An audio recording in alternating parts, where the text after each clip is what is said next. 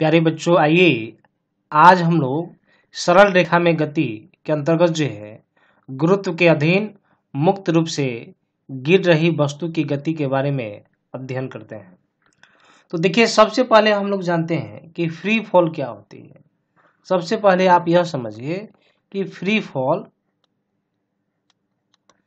Fall क्या होती है। तो यहाँ हम लोग लिखते हैं फ्री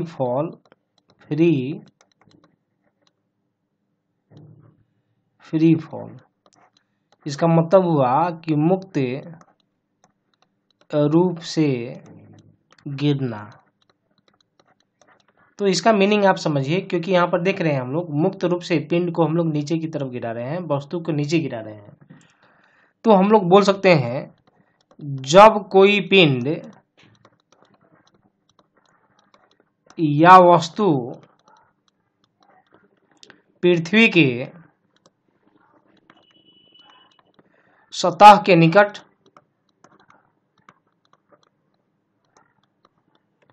गुरुत्व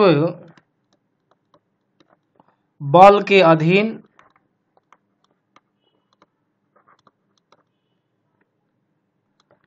त्वरित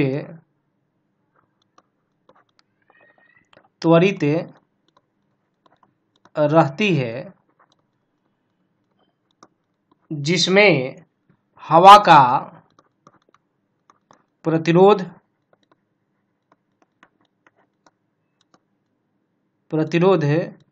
नगण्य रहता है। हवा का प्रतिरोध नगण्य रहता है, जिससे कि सभी पिंडे एक समान त्वरण से नीचे त्वरित होती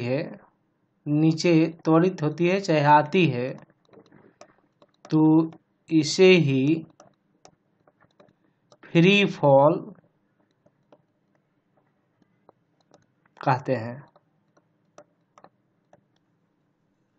बोलने का मतलब यह हुआ कि इसमें कोई भी पिंड जो है, देख रहे हैं, कोई भी पिंड या जो वस्तु है हवा के सतह के निकट जो है गुरुत्व बल का अधीन जो है यह त्वरित रहती है।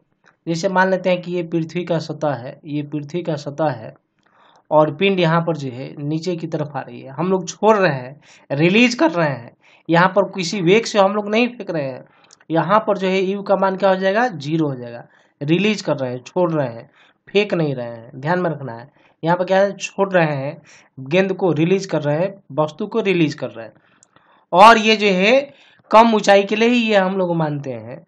तो जब इसको नीचे की तरफ हम लोग गिराएंगे तो यह जो पिंड है जो है गुरुत्व के अधीन जो है नीचे की तरफ त्वरित होगी, जिसमें बाहर का जो ये जो बाहर से जो हवा है, ये हवा वगैरह का जो प्रतिरोध होगा इस पिंड पर हम लोग नगण्य मानते हैं।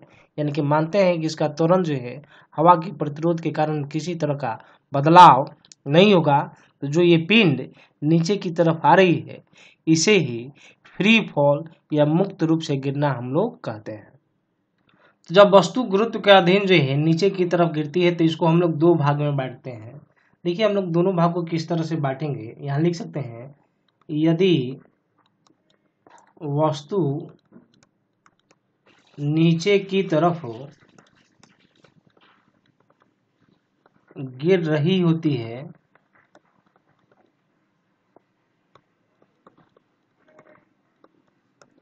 तब गुरुत्वीय त्वरण धनात्मक मानते हैं।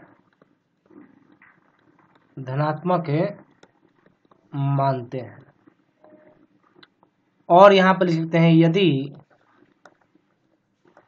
पिंड या वस्तु ऊपर की तरफ जाती हो तब गुरुत्वीय त्वरण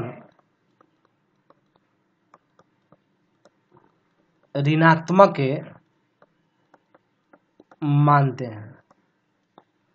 तो इस तरह से यहाँ पर जैसे लेसन लेना है, गुरुत्वीय त्वरण ये पॉजिटिव लेना है और यहाँ पर क्या लेना है, नेगेटिव लेना है, ऋणात्मक लेना है। तो जो फॉर्मूला हम लोग पहले से पढ़े हैं V बराबर U प्लस ए टी, ये फॉर्मूला V बराबर U plus A T, S बराबर U T plus half A T square, या V स्क्वायर बराबर यू स्क्वायर प्लस 2AS, उसी फॉर्मूला का यहाँ पर यूज करेंगे। तो पिंड को हम लोग जो है नीचे की तरफ इसमें आ रहा है, तो पिंड जब नीचे की तरफ आएगा तो G को धनात्मक लेंगे, जहाँ जहाँ A है वहाँ वहाँ हम लोग जो है ये G हम लोग रखेंगे। तो देखिए जब हम लोग G रखेंगे तो क्या यहाँ पर रख पाएंगे, तो यहाँ पर लिख पाएंगे V बराबर U प्लस जी टी। फिर यहाँ देखिए अब जो ऊपर नीचे वस्तु आती है तो हम लोग उसको दूरी न लेकर हम लोग ऊंचाई ले सकते हैं। तो ऊंचाई के लिए हम लोग ले लेते हैं h, एस की जगह ले लिए हैं h। अब यहाँ लिख पाएंगे you T plus half G T square. उसी तरह से तीसरे के लिए लिखेंगे, यहाँ लिख पाएंगे यू स्क्वायर वी स्क्वायर बराबर यू स्क्वायर प्लस 2GH। तो ये हम लोग का समीकरण प्राप्त हो गया। आपको ध्यान रखना है जब वस्तु नीचे की तरफ आएगी, नीचे की तरफ गिरेगी, ऐसी स्थिति में जो वेग होगा, वेग क्या हो जाएगा, ये वेग जो है बढ़ेगा, यानी कि वेग का मान यहाँ लिख सकते हैं बढ़ेगा नीचे की तरफ। ऊपर में जब हम लोग वस्तु को रिलीज करते हैं, छोड़ते हैं, यहाँ पर यू 0 होगा, लेकिन जैसे जैसे नीचे आएगी वस्तु और धरती को, जमीन को छुएगी, जब धरती को छुएगी वहाँ पर अधिकतम वेग होगा, यानी कि ऊपर से नीचे आने में जो है वेग का मान बढ़ेगा, और जब टच करेगा तो यहाँ पर क्या हो जाएगा वेग का मान, ये वेग का मान क्या हो जाएगा, अधिकतम हो जाएगा। ठीक है, तो इसलिए ऊपर से जब नीचे आएगी तो वेग का मान बढ़ेगा। आइए हम लोग दूसरे तरफ आते हैं, इधर लिख पाएंगे V बराबर, अब देखिए अब यहाँ पर A की जगह हम लोग -G लेना है। तो देखिए -G लेंगे तो लिख पाएंगे यहाँ पर U माइनस जी टी लिख पाएंगे। फिर यहाँ पर आते हैं तो H बराबर U T minus half G T square. फिर लिख पाएंगे यू स्क्वायर V स्क्वायर बराबर यू स्क्वायर माइनस 2GH। तो इस तरह से यहाँ पर हम लोग तीनों समीकरण को लिख पाते हैं। ये कब है, जब वस्तु ऊपर की तरफ जा रही है। देख रहे हैं यहाँ पर जब वस्तु ऊपर की तरफ जाती है, ऐसी स्थिति में सबसे अधिकतम ऊंचाई पर V का मान क्या हो जाएगा, 0, और यहाँ पर U का मान जो है अधिकतम हो जाएगा। यहाँ पर क्या हो जाएगा, अधिकतम होगा ना। जब पिंड को हम लोग फेंकेंगे तो ये अधिकतम होगा और धीरे धीरे वेग का मान घटेगा, और सबसे अधिकतम ऊंचाई पर V का मान क्या हो जाएगा, 0 हो जाएगा। इसका जस्ट उल्टा, यहाँ पर अधिक ऊंचाई पर 0 था और जब जमीन को टच कर रहा था तो अधिकतम हो जाता है। यहाँ पर जब नीचे से ऊपर फेंक रहे हैं, जब फेंकेंगे वहां पर वेग अधिकतम होगा, और अंतिम वेग यानी कि अधिकतम ऊंचाई पर वेग का मान क्या हो जाएगा, 0 हो जाएगा। आइए इन सभी फॉर्मूलों को किस तरह से हम लोग यूज करेंगे इसके बारे में जानते हैं। तो बच्चों यहाँ एक प्रश्न दिया गया है, किसी पत्थर को 19.6 मीटर की ऊंची मीनार से नीचे गिराई जाती है, तो निम्न का मान बतलाना है। तो आइए बारी बारी से क्वेश्चन को हम लोग सॉल्व करते हैं। एक ऊंची मीनार आप ले लीजिए, हम लोग मान लेते हैं कि यह एक ऊंची मीनार है, और ये मीनार हो गया, और यहाँ से पत्थर को गिराया जाता है, और इसकी जो ऊंचाई है 19.6 मीटर है। तो पहला क्वेश्चन पूछा जा रहा है कि 1 सेकंड बाद वस्तु का यानी कि पत्थर का वेग क्या होगा। तो 1 सेकंड बाद यानी कि हो सकता है कि ये पत्थर 1 सेकंड बाद यहाँ से कहाँ चले जाए, यहाँ पर आ जाए ना। तो 1 सेकंड बाद जो है पत्थर यहाँ से यहाँ आ जा रहा है। तो जब पत्थर को हम लोग यहाँ से रिलीज करेंगे, छोड़ेंगे, तो प्रारंभिक वेग 0 होगा, और यहाँ पर वेग का मान पूछा जा रहा है, और ये टाइम दिया गया है 1 सेकेंड। तो हम लोग फॉर्मूला पढ़े हैं, क्वेश्चन नंबर 1 सॉल्व कर रहे हैं। V बराबर फॉर्मूला पढ़े हैं U प्लस ए टी की जगह अब लिख देंगे हम लोग जी टी। जी पॉजिटिव लेंगे क्योंकि पत्थर जो है नीचे की तरफ आ रहा है। अगर पत्थर ऊपर जाता है तो जी को हम लोग नेगेटिव लेते हैं, लेकिन अभी पत्थर नीचे आ रहा है तो हम लोग यहाँ लिख दिए हैं U प्लस जी टी। हम लोग को V का मान निकालना है, तो V बराबर देखिए U 0 हो जाएगा, और ये जो G है, ये G का मान होता है 9.8, और ये हम लोग सेकेंड है। आप यहाँ पर लिख सकते हैं मात्रक के साथ भी हम लोग यहाँ पर मान लिख सकते हैं, तो लिख पाएंगे 9.8 मीटर प्रति सेकेंड स्क्वायर और गुना 1 सेकेंड, तो यहाँ लिख देते हैं 1 सेकेंड। तो सेकेंड से सेकेंड कैंसिल हो जाएगा एक ना, तो देखिए ये मान हो जाएगा v बराबर 9.8 मीटर प्रति सेकेंड। तो ये पहला का जवाब हो गया।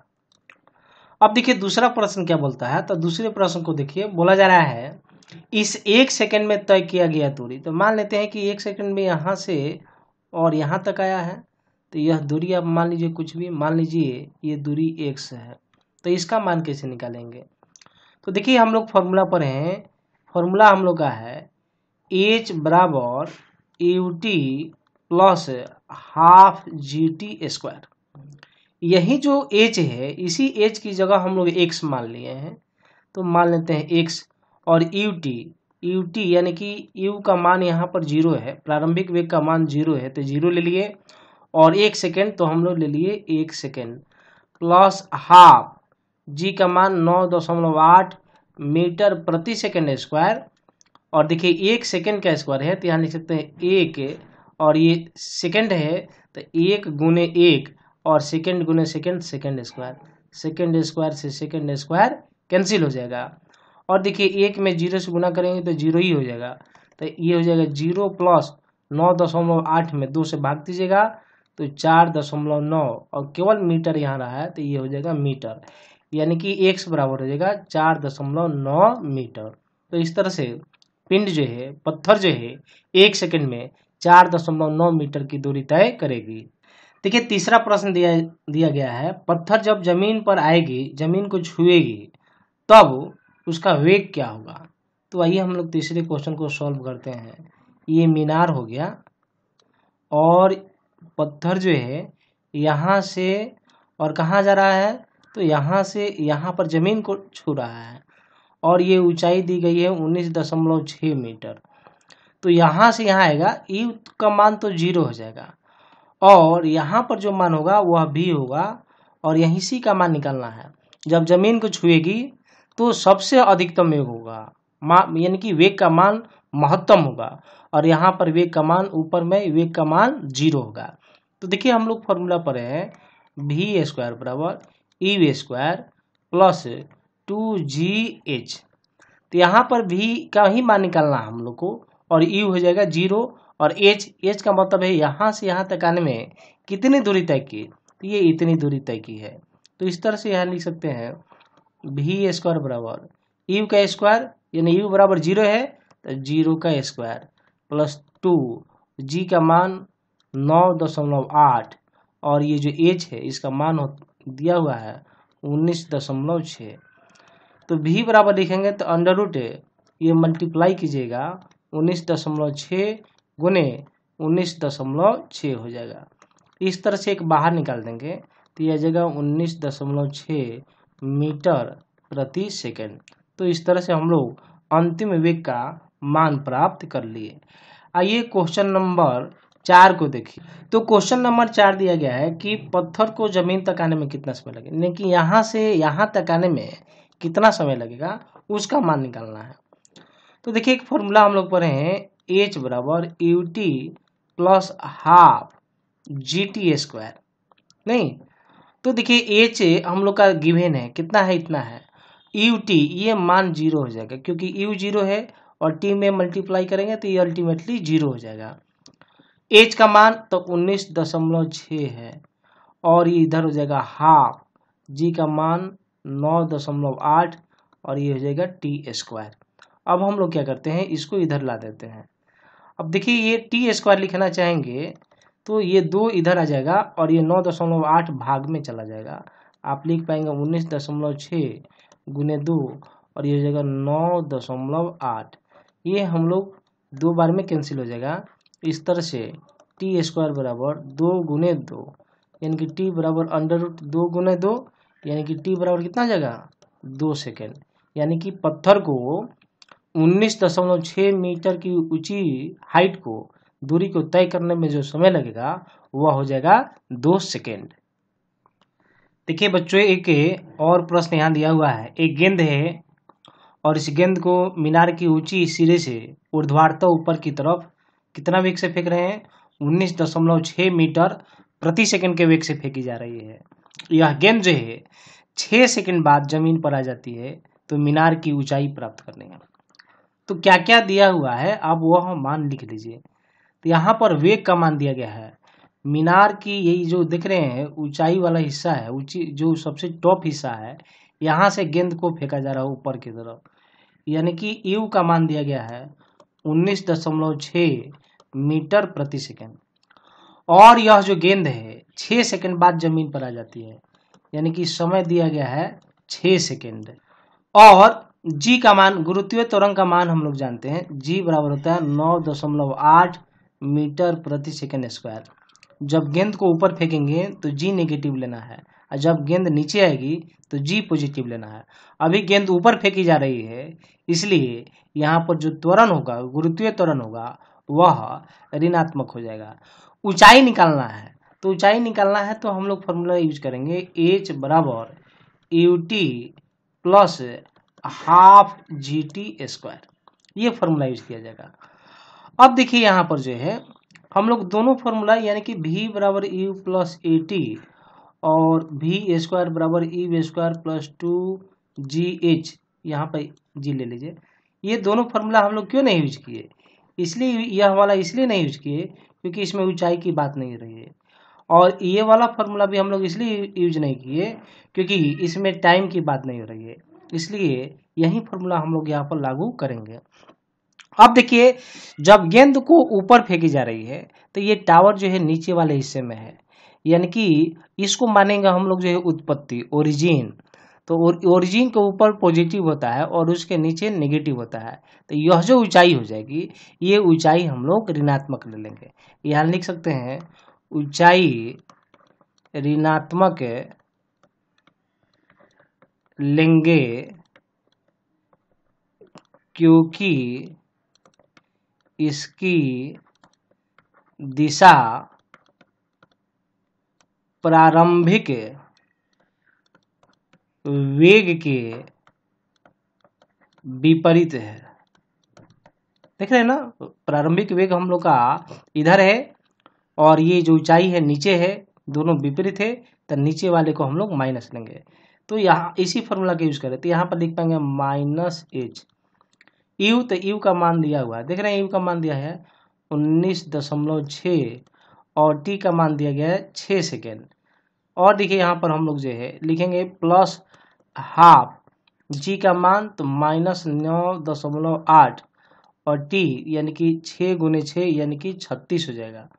ये कटाएंगे तो 18 दूना 36 हो जाएगा और प्लस माइनस माइनस यानी कि माइनस एच बराबर 19.6 गुना 6 और प्लस माइनस माइनस हो जाएगा, तो -9.8 गुना ये 18 हो जाएगा।